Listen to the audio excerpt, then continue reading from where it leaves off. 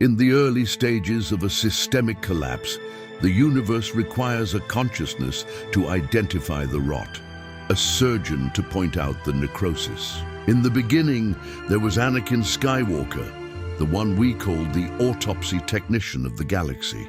But as the infection of the Republic deepened, the time for diagnosis ended, and the time for the cold, unyielding cut began. Darth Vader is not a continuation of the surgeon. He is the transformation of the surgeon into the scalpel itself. He's the moment the hand becomes the tool. Vader is the automated incision of the Force, a mechanism that no longer needs to think or feel to perform its duty. He doesn't choose where to cut. He is drawn to the rot by the laws of spiritual physics. He is the transition from a man performing a task to a system performing a function on its own behalf. A scalpel does not have a conscience, and a mechanism does not have mercy.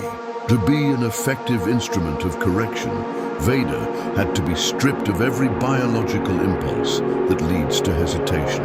The suit, the mask, and the cybernetic limbs were not just life support, they were the hardening of the tool. The universe needed a blade that wouldn't dull when it hit the bone of the Jedi Order. By removing the man and leaving only the armor, the system ensured that the autopsy would be completed without the interference of human emotion. Vader became the cold steel that the Republic's stagnation demanded. He is the final stage of Anakin's evolution, a figure who is no longer a practitioner of the Force, but a physical extension of the Force's need to prune away its own diseased branches. Nature often uses the most efficient means to resolve a blockage. When the Jedi Order became a wall of stagnant energy, the Force didn't send a teacher, it sent a wrecking ball.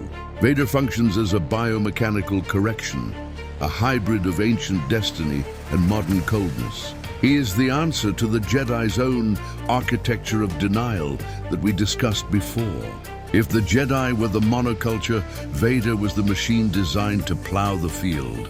He operates on a level of pure utility, moving from star system to star system like a self-correcting algorithm. He doesn't seek power in the way a man does. He occupies power because the vacuum of the Republic's expiration demanded a solid object to fill the space. He is the physical manifestation of the system's update, a violent, forced installation of a new reality. Anakin Skywalker struggled with the friction of his soul, the heat of love, the burn of loss. But the machine is designed to minimize friction. As Darth Vader, the mechanism is frictionless. He moves through the Jedi Temple not as a traitor, but as a cleaning protocol.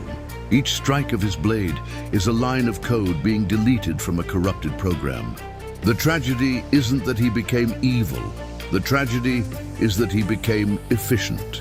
He stopped being a figure with a story and became a function with a purpose. This is the ultimate evolution of the autopsy, when the technician becomes so good at his job that he disappears into the work, leaving only the clinical, bloodless result of the operation.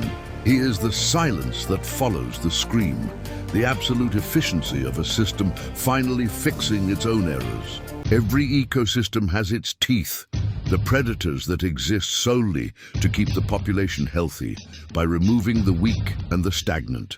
Vader is the teeth of the galaxy. He is the apex predator in a system that had forgotten that nature is red in tooth and claw. The Jedi had spent 1,000 years pretending they were above the food chain, but Vader was the reminder that no one is exempt from the hunt. He didn't hunt for food or for sport.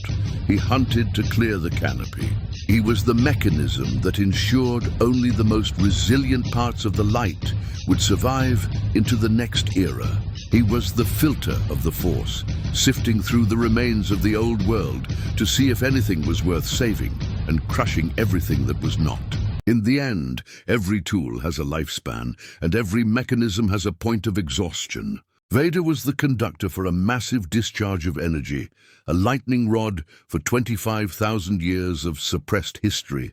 Once the Jedi were gone, and the Republic was buried, the mechanism's primary function was complete. He remained as the guardian of the new silence, a placeholder for a balance that was still trying to find its footing in the dark. The autopsy was over.